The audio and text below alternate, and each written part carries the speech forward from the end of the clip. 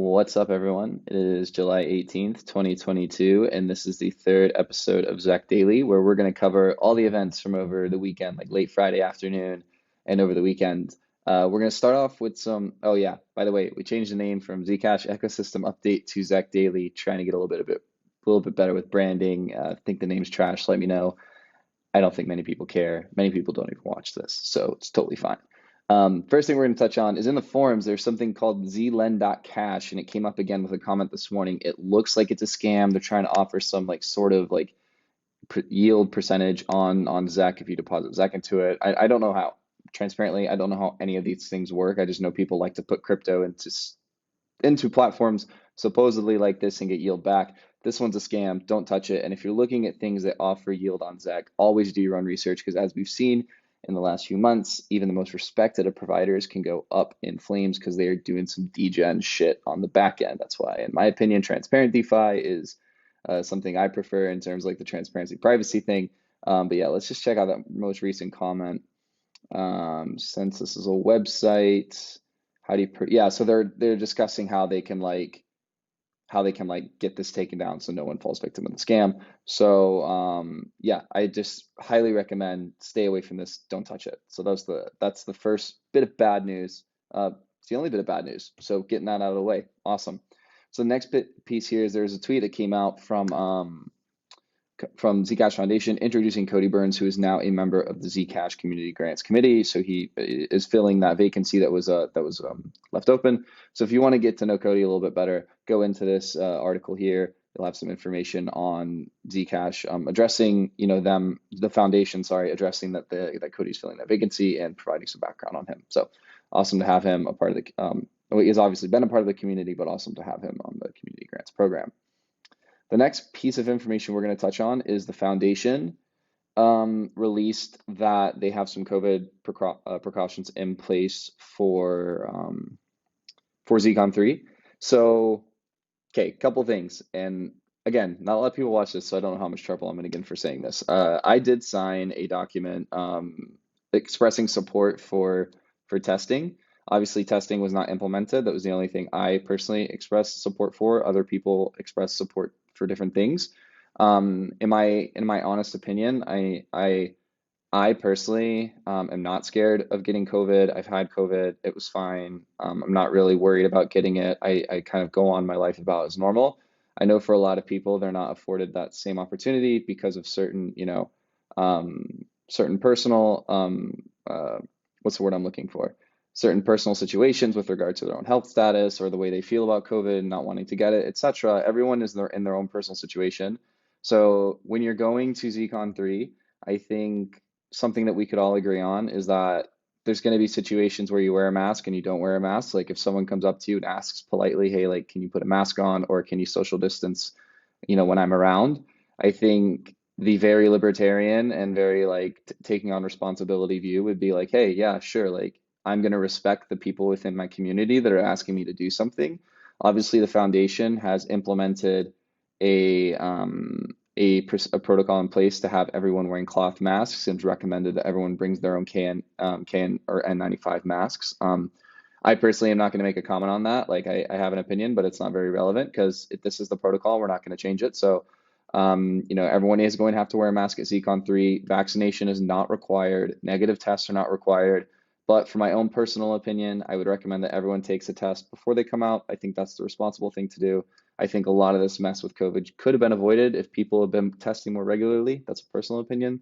And then another personal opinion, if someone asks for you to put a mask on, if you're like at a bar, if you're with a Zcash community member at a bar, or if you're at a restaurant, or they ask like social distance, if you could put a mask on. I mean, if you're going to talk to that person and enter a conversation, politely like say, of course, I respect you and your boundaries and the things that you want to, take into practice in your own personal settings. And if you don't want to be around that, then just politely just leave. Like I think a big thing with COVID is like we don't have to enforce interactions if we're not comfortable with them with regards to the virus. So that's my 2 cents. Sorry for the spiel there, but that's what I have to say on that. And the next thing is the Zcash LATAM, Latin American community, is having 3 events where they are having if you speak Portuguese and Spanish, really great place to be. This Discord's awesome. They also have an English speaking section of the Discord. I think they've done like a really, really awesome job of implementing a really robust Discord that's serving tons of different members of the community. So shout out to the LATAM community for doing that. The 3 conversations are around an introduction to Zcash. It's an AMA with an exchange called CoinX that looks like it's going to be in Portuguese. A conversation with Pitmut. And I think, so I'm just reading this now. Yep, Pitmut is a member of the community, and if I'm not mistaken, the creator of the Zgo app. Don't quote me on that, but I think they're the creator of the Zgo app. So going to be a conversation around that. Looks like it's in Spanish, and then Free to Z nights with Yandera Digital. So Digital Yandera. So Free to Z nights is the Zcash Spanish community is really active on the Free to Z platform. So they're going to have an event discussing all of those things. All of these events are this week. So check those out if you speak Spanish or want to learn Spanish. So yeah. This is a cool blog post that came from Sasha at the Electric Coin Company, and it's about the similarity between zero-knowledge proofs and field programmable gate arrays. I can't even read this, but if Zuko says it's cool, I'm all for it. I did check out the blog post. I'm not going to act like I understood much of it, but if you are more interested on the technical side of things, this came from a member of the ECC team. Link to this tweet and link to the blog post are going to be in the description. I recommend checking it out. Free to Z made another announcement this weekend. They are saying goodbye to the viewing key features for now, and they described in a response to Zuko that the user supplies the viewing key, they read it into Zcashd with a certain parameter, and it works with a couple dozen viewing keys, but it doesn't scale to hundreds, much less thousands of millions. And if the goal after they receive funding is to get this platform and this program in the hands of a lot of people, they're making the decision that this feature isn't ready to scale and that they're gonna, do without it for now and then move to scale eventually. So that was an announcement from them. Someone from the Polygon community mentioned that one of the few people that Hal Finney follows on Twitter is Zuko. So I think that's a good company to be in, and one of the 17 people. Obviously, if you're not familiar with Hal Finney, OG cypherpunk, original Bitcoin contributor, amazing person. So that was a cool thing there. And man, I said we had little bad news in the beginning, and I may have lied. So back to the bad news. A lot of wallet experiences. ECC's made a statement. ECC released a thread, and now Zcash Media has released a thread on the user experience, why people are running into difficulties with their wallets being stalled and transactions failing. Awesome thread, absolutely awesome thread. They broke it down into a way that people like myself can understand it. You don't have to have a technically proficient background to really understand what's going on here. They broke it down into a thread. I would honestly recommend checking this out. Probably the best piece of educational content to come within the Zcash community from the weekend. If you aren't familiar with the situation, a lot of third-party wallets have been having issues syncing and staying up to date.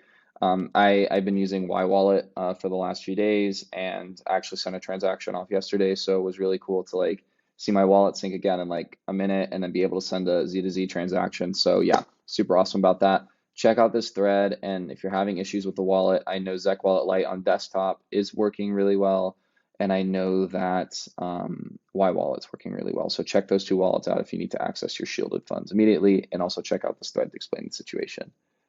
And lastly, the last bit of information, Rene Vergara posted that there is going to be a blockchain privacy financial freedom meetup in the Twin Cities. So if you're in the Midwest, close to Minneapolis, Minneapolis is actually pretty far from most places in the Midwest. I think the closest place maybe Madison, next big city, which is 5 hours away.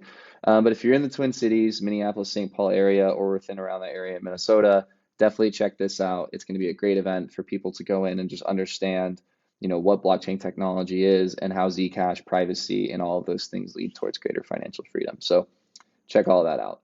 And that's it for today. Thank you so much for spending these 10 minutes with me here. And if you have any questions, shoot me a DM on Twitter. And if you want to contribute to these ZecDaily videos, the best thing to do is help me curate the news links, because I'm one person. I might miss things on Twitter. If you want to contribute, there is a link to how to do that in the description of the video. So thank you so much again for your time, and hope you guys all have a great day.